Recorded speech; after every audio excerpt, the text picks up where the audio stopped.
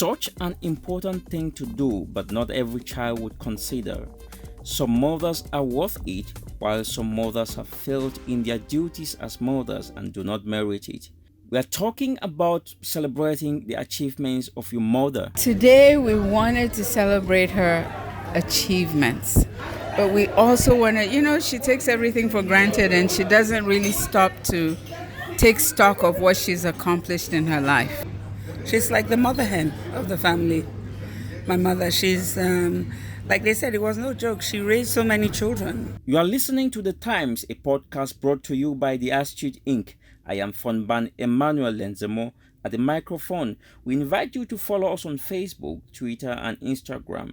You could also subscribe to our YouTube channel at the ASTUTE Inc. Our website is www.theastuteinc.net. Yes, I feel very elated. 85-year-old Olive Shang, one-time CRTV journalist known for her program Calling the Women, was thrilled by her children December 26, 2021. This was the atmosphere at Njega Palace Hotel in Yaoundé, where friends, families, children and grandchildren rallied to celebrate their grandmother, Olive Shang, at 85, with her great achievements as journalist and mother to all. The thing about my mother is she was always very subtle. She didn't punish like physically or whatever, but she gave you a chance to think about what you had done wrong and to think about how you could improve on what you had done.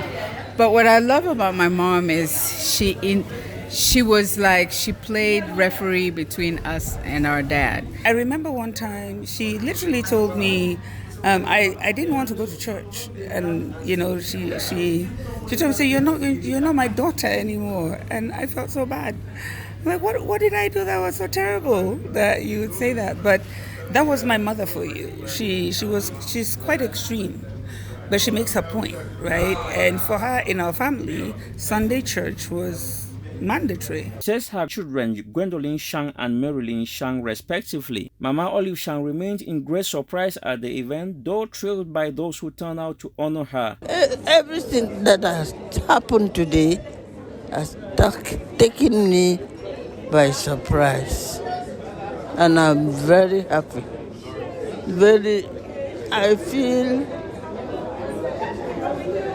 like a person, I didn't know that my children here thought so much about it. Thank God for that. Her real personality was narrated from the lens of her children Lauren Shang, Gwendolyn Shang, and Marilyn Shang respectively. Above all, what we're celebrating today is somebody who lives in the fear of God. I don't know if you were in church today, but the preacher did a sermon which I think was a reflection of her life. Like my little brother said, in his own way, he was, we growing up, we had extended family who used to come live with us and stuff like that. And you couldn't tell the difference who was your biological brother and who was just, an extended family member, because she was that inclusive. We grew to become friends more than a mother and a daughter. And when she would have really provocative programs or topics to discuss on Calling the Women, the one I remember that was very, very controversial was about birth control pills. And I was in the age where I should have, I would be in that demographic of young girls whose parents would consider putting them on birth control pills. And so it came to a point where it was no longer a conversation, between a mother and a daughter, but it was like, you're a young woman. How do you see this topic? And I think from there, my relationship with my mother changed, because I knew she didn't look at me as a little girl anymore. She saw me as a woman. It was always very interesting with my mom. You never knew if she was disciplining you or if she was protecting you. But when she was mad at you, you knew it. Even when she punished us, she wanted to make sure she was still preserving that, not making us feel bad about ourselves and not making us feel worthless. To Velvita Viban, her grandmother was a sign of tenacity. She shares some of their moments. She always said, you keep at what you're doing, be patient, and it will come through for you. And don't back down for anything just because it's looking like it's difficult. You should have to keep going. And she always made sure she reminds you that she's supporting you and she's proud of you. And if you have an issue, you come back and ask her, and she will give you her best solution always. And the second thing really has always been, the sense of family. She's always been the person who's asking after every single grandchild. She remembers every grandchild. She remembers where you went to, what paper you passed in GC. She remembers every single detail about all her grandchildren.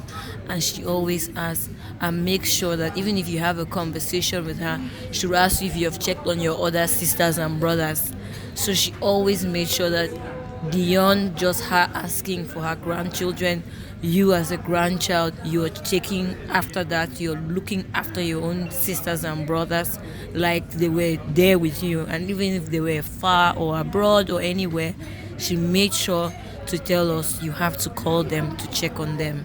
The event was filled with effervescence in the middle of masses that attended, including Minister Mengot, in charge of special duties at the Presidency of the Republic, Dr. Asheri Kilo, a daughter, who is Secretary of State at the Ministry of Basic Education. This was it for this edition. We are available on phone and WhatsApp at +237 674 774546.